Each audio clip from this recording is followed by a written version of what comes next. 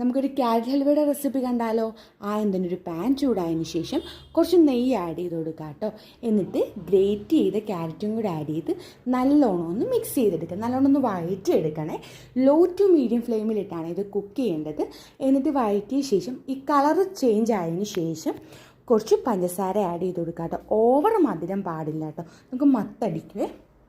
എന്നിട്ട് ഈ പഞ്ചസാര നല്ലോണം മെൽറ്റ് ആവുന്നിടം വരെ നല്ലോണം ഒന്ന് മിക്സ് ചെയ്തെടുക്കുക കേട്ടോ. എന്നിട്ട് നമ്മൾ പാൽ ആഡ് ചെയ്ത് കൊടുക്കണേ.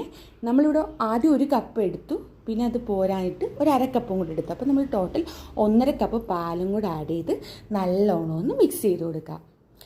എന്നിട്ട് ഈ പാലൊന്ന് തിളച്ച് വരുമ്പോഴത്തേക്ക് നമുക്ക് ഫ്ലേവറിന് ആവശ്യമായിട്ടുള്ള ഏലക്കയും കൂടെ ആഡ് ചെയ്ത് നല്ലോണം ഒന്ന് മിക്സ് ചെയ്യണം. ഈ പാല് നല്ലോണം വറ്റി വരുന്നിടം വരെ കുക്ക് ചെയ്യണേ. എന്നിട്ട് ഇടയ്ക്കിടയ്ക്ക് നമ്മളൊന്ന് ഇളക്കിയും കൂടെ കൊടുക്കണം, അല്ലെങ്കിൽ അടിക്ക് പിടിക്കാൻ ചാൻസ് ഉണ്ടാവും. എന്നിട്ട് വേറൊരു പാനിൽ നമ്മൾ കാഷ്യൂനട്ട് ഒന്ന് വറുത്തെടുക്കുക കേട്ടോ, നെയ്യ് ഒഴിച്ചിട്ട്. നമുക്കിതിനകത്ത് വേണമെങ്കിൽ വേറെ നട്ട്സൊക്കെ ആഡ് ചെയ്യാം. നമ്മളിവിടെ കാഷ്യൂനട്ടാണ് എടുത്തേക്കുന്നത്. എന്നിട്ട് ഇതിലേക്ക് ആഡ് ചെയ്ത് നല്ലോണം ഒന്ന് മിക്സ് ചെയ്യുക. അത് കഴിഞ്ഞിട്ട് കുറച്ച് നേരം എടുത്താൽ മതി, കുറച്ച് നേരം വരെ ഒന്ന് ഫ്ലെയിമിലിട്ടാൽ മതി കേട്ടോ. അപ്പോൾ നമ്മുടെ അടിപൊളിയായിട്ടുള്ള ക്യാരറ്റ് ഹൽവ റെഡി ആയിട്ടുണ്ട്.